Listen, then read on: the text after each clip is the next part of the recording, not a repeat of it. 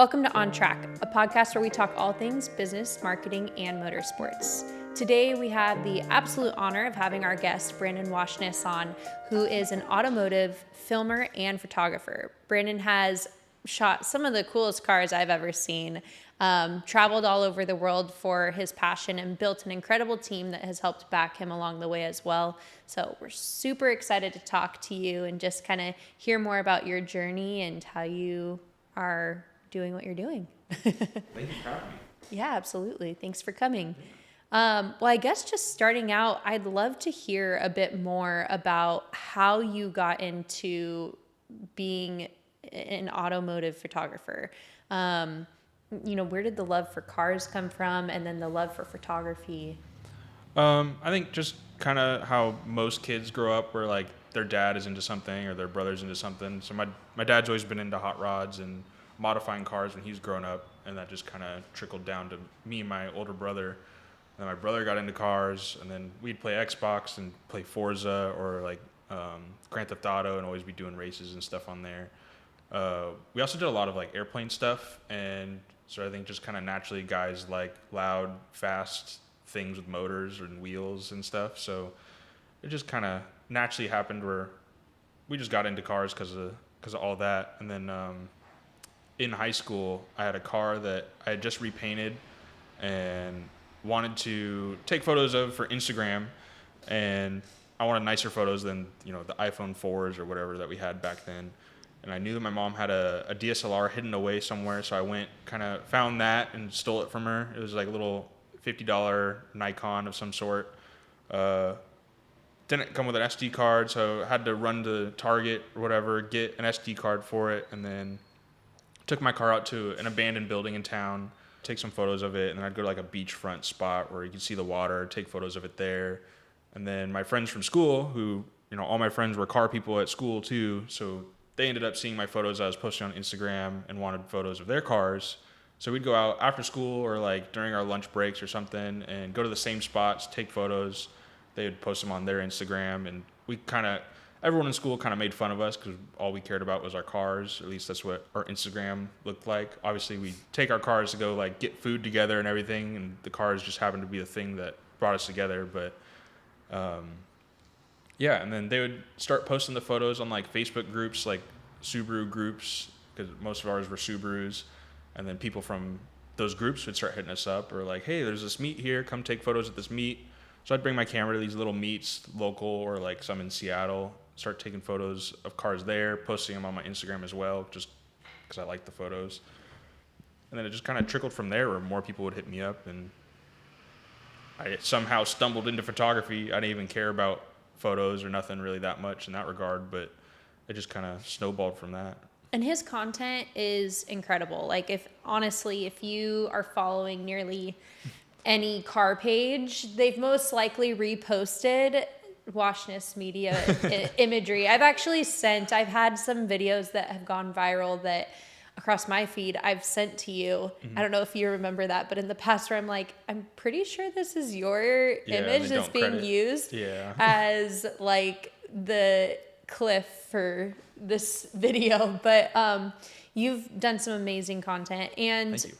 I think it's really cool to hear about the transition of all of these high school students that quote unquote made fun of you guys for being into cars to now I'm pretty sure they're not making fun of you and where you're at anymore. It sounds so cliche, but a lot of them are in my DMs now asking for work or asking. There's this one guy that would pick on me quite a bit, and a couple years ago he's like, hey, if you guys ever need like a bodyguard for any of your meets or any of this stuff, like I'm here for you. And I'm like, dude, you made fun of me for doing this. Like, why are you hitting me up now? And that happens quite a bit, like just like the movies, honestly, where you get made fun of for following your passion or whatever in high school, and then once everyone kind of grows up, they realize like, oh, you were the one that was on the right track. Like, yep, I messed up. And they're not really doing anything with their lives. Yeah, people always want to make fun of you for following your passions until your passion becomes the reality, and then they want to know how you got there. They're like, how'd you make that happen? You're like, I don't know, I just kept not listening to you. Yeah, exactly. Those like behind the scene moments too. We were talking about this earlier, capturing BTS and capturing the journey for other people that are interested of like how you got to where you got and how you do what you do. There's so many creatives out there that have questions about whether it be your systems or just like how you get a client or things like that. You have done a great job recently of really getting the behind the scenes of on shoot. You're strapped in the back of this minivan and you're hanging out of it to get these photos and videos of these incredible cars. And you have a crew that's built up behind you that's helping you coordinate these shoots. Tell me a little bit about that process and how you got to where you are now with the team you have. So, I mean, for the most part, it was just me. I'd put all my gear in my car, go to these shoots on my own, and then have like, I'd usually request the owners to bring like their wife or something to drive my car around or the minivan that I eventually got. And then it became kind of cumbersome, and then I would have to reteach each driver like, hey, I need to do this, this, this. And sometimes I'd end up with kind of a sketchy driver that would throw me around a little bit more than I would like. Cause I mean, yeah, I'm harnessed in, but like, it's still dangerous to be back there. If you get into a crash, like it's just going to fling me around inside the van and I could get seriously hurt. So I definitely don't recommend doing what I do, and check your local laws if you're going to start doing it in your area. It is technically legal where we are to do it, but, and then I had this friend that was living with me, and he was working at UPS and working just like really shitty hours where he would have to go to work at 2:30, 3 a.m. and then get home at 9, and then you're just tired for the whole day and can't go do things when everyone else is out doing things. And he just wasn't making like the most money doing it either. So it was like, okay, let's try to knock out 2 birds, 1 stone. I'll just hire you to be like always available for me when I need a driver for shoots, and then you don't have to work at UPS anymore. And which is a way more fun job to be filming for me or helping me on shoots than it is to be kind of just shoveling boxes in trucks. So I brought him on, and then it would just be me and him going to all these shoots. He was just always available. He would just be my driver, and then occasionally he'd get behind the scenes clips, and like sometimes he'd be like, hey, like send me that, I'm gonna post that one's cool. And then we started catching on that like the behind the scenes stuff is just as interesting as like the pretty cinematic stuff or like the cool photos, and even sometimes more so, where people are like, no, I just want to see the BTS, like I don't care about the final product. It's like, okay. And then he has a friend, Michael, who he's on TikTok with like 4 or 5 million TikTok followers. He gets the gist of like retention and like what people want to see and everything. And he saw like how fun all the shoots are, so he just wanted to come along to all the shoots. And so I was like, okay, well, you're gonna be here. I'm gonna toss you a phone. Just record everything. Like record me hanging out when a car flies by. Anything that's interesting, just record it. Even if it's not, just in case something happens, record it. Like, and then so now I have gigabytes and gigabytes of footage from each shoot of just what's going on. I'll stitch them to some trendy song or something, throw it up, and then that'll blow up. And so we just kind of had the 3 of us going around at that point. So when I'm hanging out the back, or when I'm filming with my gimbal, I can shoot straight out the back and get the front shots of cars, or I can move to the side doors and get like side shots. And if we're on a multi-lane highway, then I can get some rear shots. But I was really lacking those like where we're directly behind the car and he's like panning in front of us, or like we're just chasing him through a twisty road. So I ended up getting a front mount cam through a company called MoveMax. They actually sponsored me on it, thankfully, because they get kind of pricey. But to where now I have a front camera mounted on the front, so I can hang out the back, and then we have that front mount one, so we can run both at the same time. So now that my friend has come up and he can drive for me, the guy who was driving now operates the front mount cam. So we have like a very run and gun, highly functional setup of I can always film out the back. We always have the guy ready to film up front. We have the guy in the middle of the van who's got BTS of every angle, and then our driver that we all trust very much to keep us safe and to not hit random people around us. And it's a very efficient system, and I don't really think I need to improve on it anymore at this point, honestly. You can get one of those giant crane things, or like on those Porsches, but then you need permits to even like drive that from location to location on the road, because it's like a safety hazard. Oh, wow. Yeah. and it costs a lot of money. You also have a special way of communicating with everybody during shoots that you'd mentioned. Oh yeah.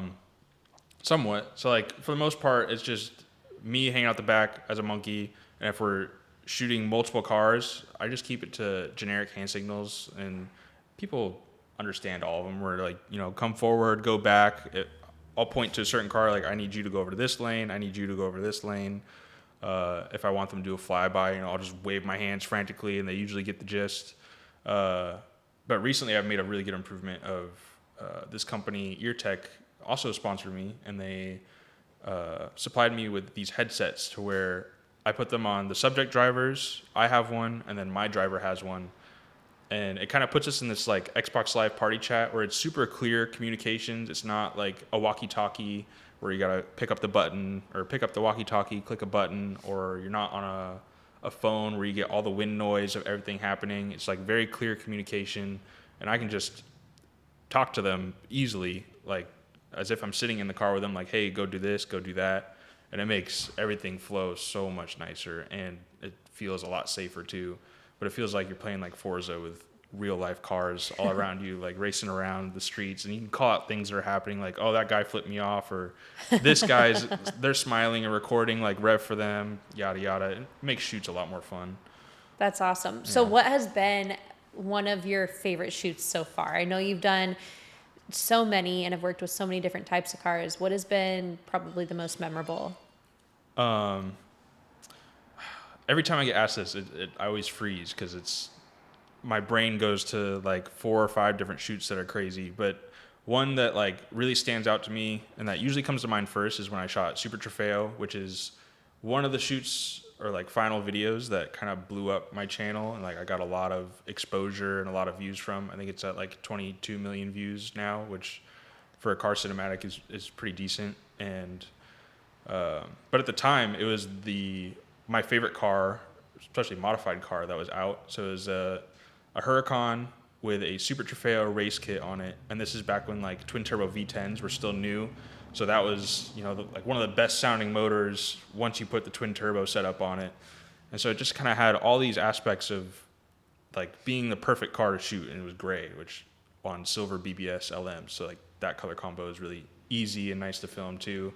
And the owner actually ended up renting out a airplane museum that had like World War II bombers in it, and I'm a huge World War II airplane fanatic, so like just kind of had all these things that were lining up. We're like, all right, this is my favorite car out right now.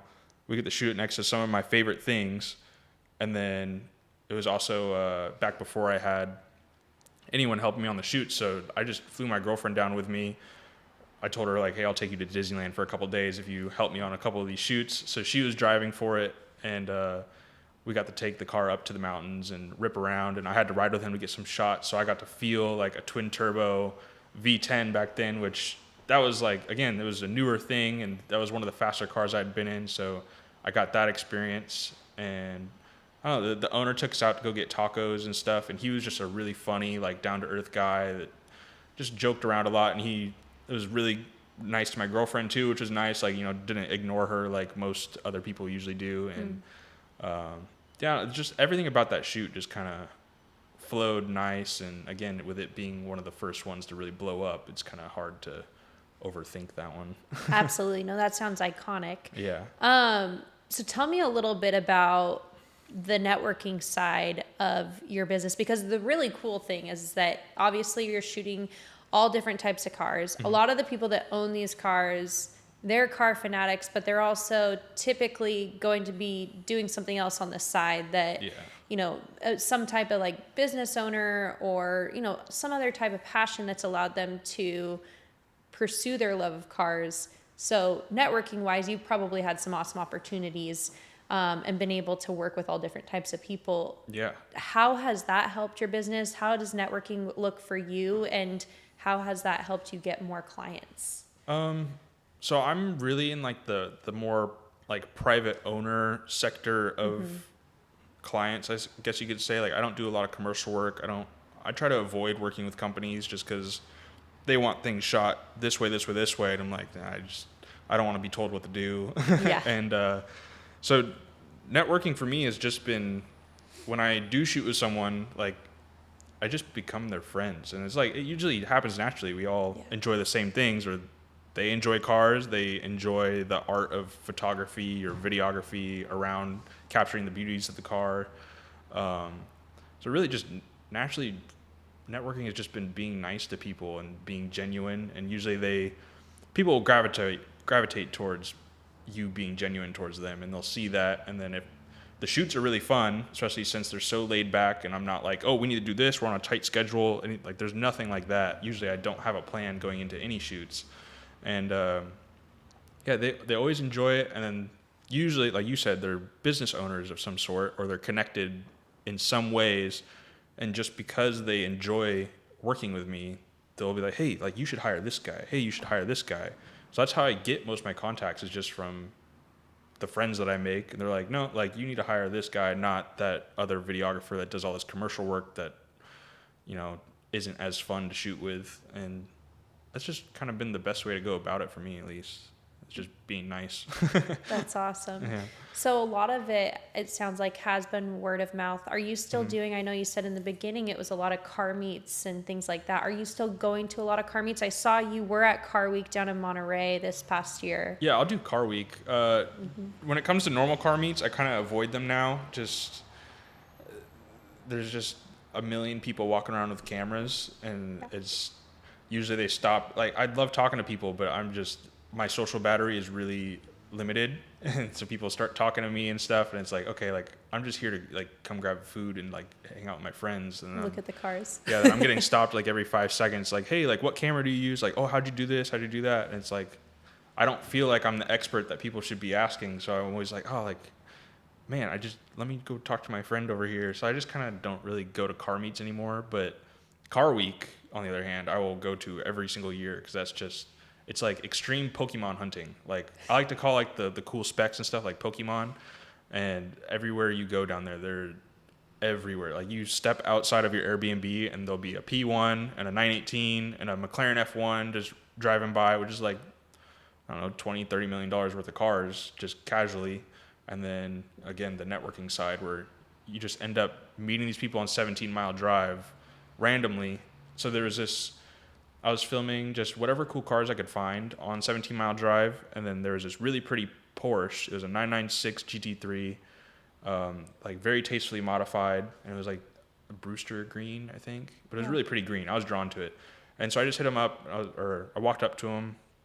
No, he walked up to me. He saw me filming it because it was parked, and he's like, oh, like, you're getting some shots of it, whatever. And then I played back a couple of the shots. He's like, oh, these are really pretty, like, because on my monitor they're already color graded and everything. So he got really excited. I was like, if you want, like, if we can go shoot some rollers like up and down 17 Mile Drive, I'll include you in the video that I'm making and everything. And he just got super ecstatic about it. And then again, I was just being like just really nice to him and genuine, asking him about the car.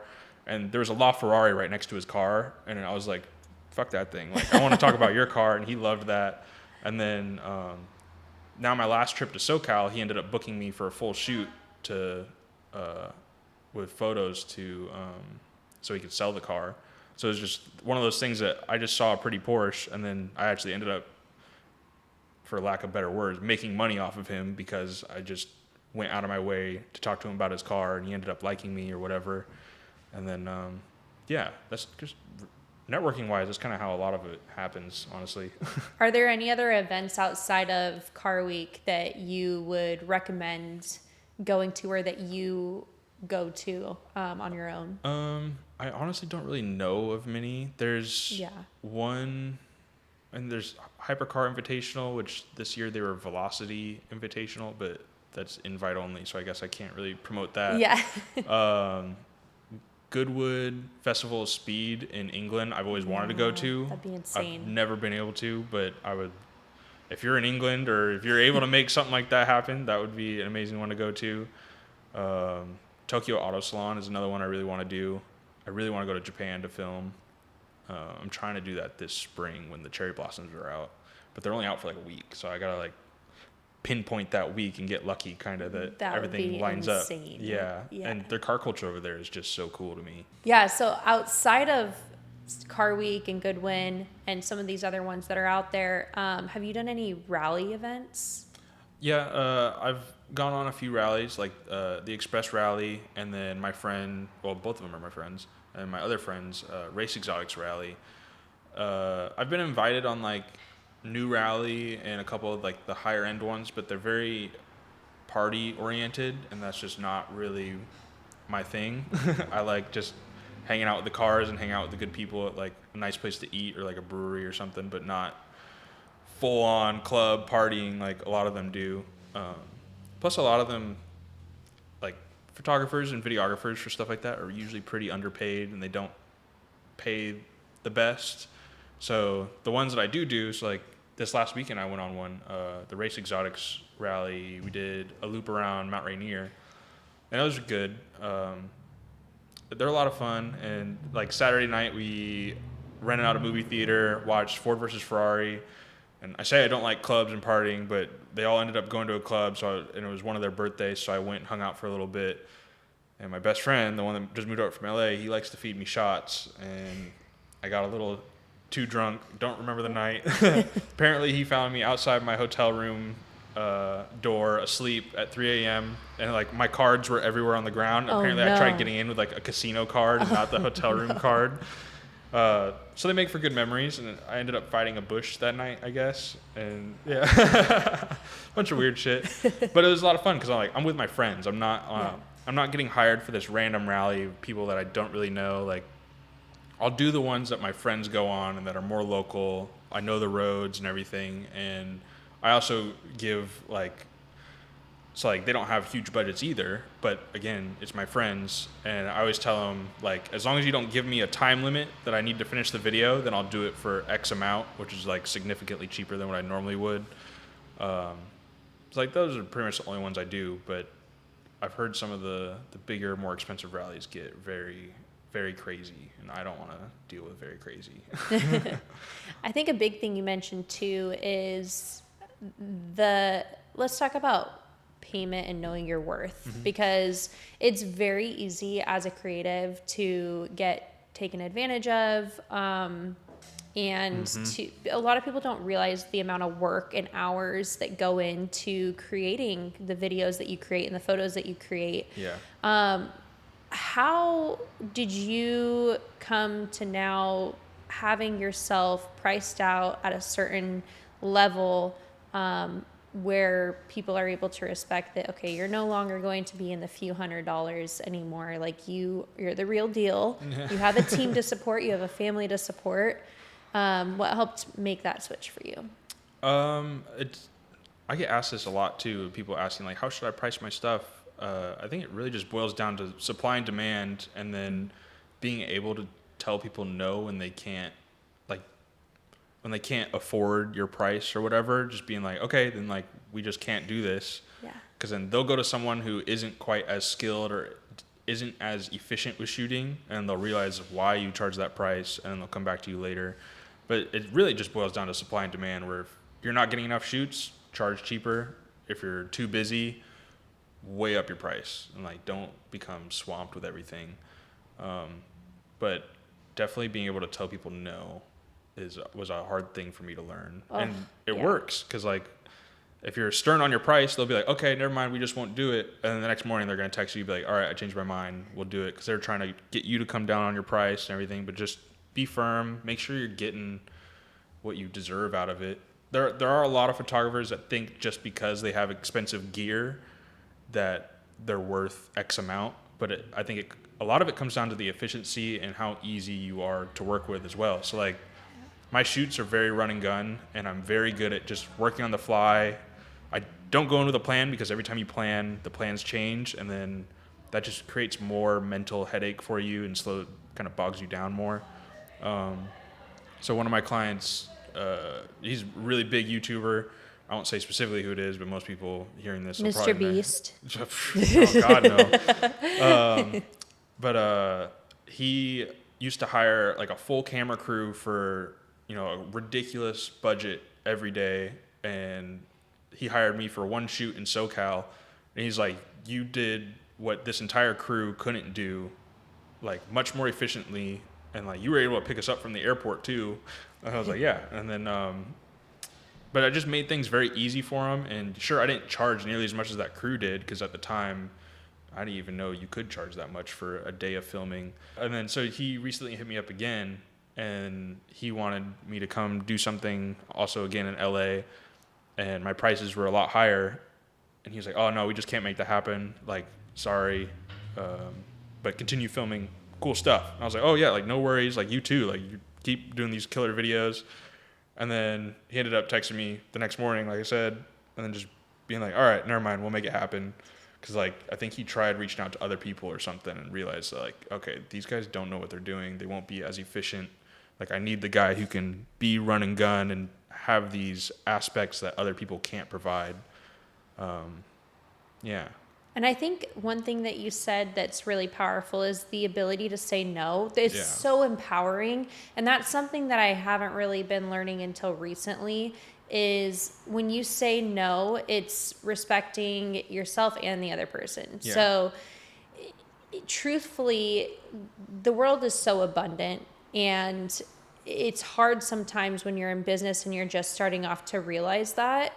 It feels like I just need to get any clients that I can get. I just need to build my portfolio. Well, then how long does it take to build a portfolio to finally realize that you don't need portfolio builders anymore? It's a business, and you need to support your business, and the world's abundant, and there's going to be people that know your worth and will pay what you're worth. Yep. And that comes down to more than just money. It also comes down to time, like you said. So yeah, that's a really powerful place to be, for sure. Yeah, and like if you're just trying to get every client you can, like, oh, you can't afford the $1,000, like, fine, I'll do it for $750. Okay, so you'll start working on that guy's stuff for $750, and then 3 days later, someone will hit you up who's down to pay you $1,500. You're like, okay, but now I don't have time for you because I'm doing this $750 one. Like, you got kind of implement a little bit of patience too. Like, those right clients will come along eventually, as long as you're, again, like, nice and genuine and like respectful of other people's time. Like, don't try to overflood yourself just because not a lot of stuff, or because a lot of stuff's coming in. Don't try to take it all on at once. Space yourself out, one project at a time, and just wait for those right clients to come along, because they'll treat you so much better than the guys who are like, oh no, like, can you do it for this much? And it also comes down to post too. Like you were talking about, you know, people are going to charge more because of the equipment they have. That honestly doesn't, at the end of the day, matter. Like if you can shoot something and edit it better, and it's from a Fiji wind-up camera or whatever, than this nice Sony or something. At the end of the day, it's the end product that matters. So if you have the time and the ability to edit properly, then also that will increase your value. Yeah. And the equipment really doesn't matter all that much. So again, with that YouTuber, like, the crew that he hired was using Reds, which are like 20-25 grand for just a single camera, not even including the lens. And then so I actually ended up breaking a camera on that shoot with him. My whole gimbal setup and camera ended up getting in a situation where it just obliterated everything. And on the fly, I needed to, like, go on OfferUp and buy all new equipment that night. And like we ended up Ubering like a whole gimbal from 2 hours away. We found some dude. You're not supposed to on Uber, but go pick it up and then bring it to us, whatever. This whole fiasco. But when he was like, all right, like, what camera is it and everything, like, I'll cover the costs. And then I was like, well, it's this camera, it's this lens. And then I ended up just using my broken lens. And then as like this gimbal, and he's like, "Oh, it's $300 for the gimbal." I'm like, "Yeah, like, I don't use a crazy expensive gimbal." And he's like, "Oh, is it like $1,000 for the camera?" I'm like, "Yeah." He's like, "The last camera crew had like a $25,000 camera, like, and you're using this?" I'm like, "Yeah." You don't need anything crazy to make good content. You can make good content with a phone, like you're saying with the behind the scenes. Like, people eat that up just on a normal iPhone. It's all about just how you tell the story and everything. Yeah, telling the story, the hooks, and honestly, if you know how to use an iPhone correctly, like, the settings are actually insane. So if you know how to properly use the equipment that you have, then it makes, you know, the end product that much better. Yeah, you don't have to spend crazy amounts of money on equipment that you don't actually need. Yeah. What would you say is your dream shoot if you could do anything? So I was thinking about this a lot recently, actually, and I think in general, just working with Red Bull. Like if they could give me, I would still want creative freedom to do whatever I want, but if they gave me access to like a few of their cars, whether it's race cars or like their rally cars, and like some of their planes, and then some of their athletes, to like just make some kind of cool storyline video, I would have a ball with that. Like even if they couldn't pay me, like just having access to all the cool stuff and trying to make everything that they have look pretty, I think would probably be up there for me. Like obviously I could say like, oh, give me this car at this location, but like I want to do more than just a car at a location kind of thing. I think a McLaren F1 HDK would be cool though. Oh, there's a white one that usually goes to Car Week. I call it my unicorn because I've only seen it once and I can never get it on camera. I want to film that thing so bad. Like some kind of cool storyline with that. We need to just tag all these people in this. Oh, There's some Red Bull people that I know that we could tag in here to That'd maybe be make that sweet. happen. Yeah. If I get something with Red Bull, that would be You would crush it. awesome. Maybe. You Let's would see. absolutely crush it. Especially Maybe. the plane side. Like, I would love to do the plane stuff. you would crush it. Yeah. Dude, Yeah. I love airplanes. I mean, you're already shooting things going fast. You know what you're doing. Yeah. I wonder if we can harness out of a side of a Cessna. Oh, I'm sure. Probably. Yeah. Get one of the Or like a the skydiving helicopter. planes. I was Yeah. flying in a helicopter this week to film that rally. Actually, this There weekend. you go. Yeah. So you're experienced already. It's Yeah. on the resume. Got some airtime. Yeah. That's awesome. Well, what would be, just kind of wrapping up here, your absolute dream car? You've shot, again, so many different amazing cars, but I'm sure you have a dream car. Or a list. It might be I have a list. That's the problem. There's so many. But the car that's made me the most giddy when driving it or being around it was an Aventador SV with like straight piped Gintani tune. Like, so my best friend actually made an exhaust for this one that we filmed, and it's my favorite sounding Aventador ever. The doors go up every time, and it's bright yellow. Every time you pull up to a store, like kids would want to be like, oh, like, can we take a picture of the Lambo or whatever? We'd have them sit in it, rev it. Like, something about a Lambo just does it because most people understand it, and it's not millions of dollars, so it's really expensive. So it's a little stressful to drive, but it's not like driving around a McLaren F1 that's $30 million and be like, okay, every mile I put on this is $5,000 Yeah. is what it's costing me. But yeah, I think Aventador SV is probably number one thing I want to get right now. Love Yeah. it. Yeah. And I love what you said too. That's probably one of my favorite things that car owners do. Like, if you have a nice car and you're able to pass on like the dream and the passion of like letting kids or even adults sit in your car or take your car around the block, that's one of the coolest things that you could do to help it's inspire inspiring. and Yep. manifest other people to get what they want in life. Yeah, and show that it's obtainable. Like, Yeah. even though I don't own the cars, but like sometimes I'll drive it from the shop back to my house, which that Aventador SV I did, and someone followed me into my neighborhood, and they were just geeking out about it. They're like, oh, how much is this? I'm like, it's like $500,000 or whatever. And she was just like, oh, what are the payments on that? I'm like, I'm pretty sure the owner just owns it outright. Like, he doesn't have payments. And she's like, oh, like, does he own like a bunch of big companies and stuff? I'm like, no, just like a car dealership. Like, but he's just smart with his money, knows how to write stuff off and use things to his advantage. And she's like, oh, I thought you'd have to be like mega rich to own one of these. Like, no, like, you gotta be able to generate income, but you don't have to be a billionaire to own these cars. Like, there's smart ways to go about getting a supercar for yourself that most people could obtain as long as they just put a little effort in. Yeah. Yeah. Well, thank you so much for joining us and being on the podcast. It's been Thanks for an inviting honor. me. Absolutely. Also, it worked out great that you're in the same state. Yes. It's really special that we're able to have this in person. So thank you so much. One last thought from you. Is there anything that you would say to people who are trying to get more involved within the automotive creative industry? Just make sure you do what you love, because it gets very mentally draining doing content creation or anything along these lines. And if you don't love what you do, you're just going to kind of fall behind, I think. And yeah, like, I don't have a job.